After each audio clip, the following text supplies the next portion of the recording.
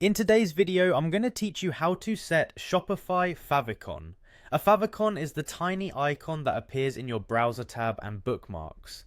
It helps customers recognize your brand at a glance and makes your store look polished and professional. We'll set it up in your theme settings and make sure it displays correctly. First, sign into your Shopify admin so you're on the main dashboard for your store. Make sure you're in the correct store if you manage more than one. Next, look to the left sidebar and open Online Store. This opens the section where you manage how your storefront looks and behaves. Inside Online Store, choose Themes. Here you'll see your current live theme at the top, along with any themes you've installed for testing. Find the theme that's currently active on your store and open its editor. Depending on your version, this may be labeled Edit or Customize. Either way, you're heading into the theme editor where we can access the settings. Once the theme editor opens, go to Theme Settings. You'll typically find this in the lower left corner of the editor. This area controls global design options that apply across your storefront. From there, select Logo. Many themes group favicon options with logo and branding settings. If your theme labels it slightly differently, such as brand or favicon, you're aiming for the section that includes the favicon image control.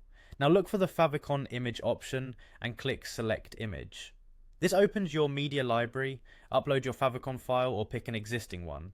For best results, use a simple square image, commonly 32 by 32 pixels or 16 by 16 pixels.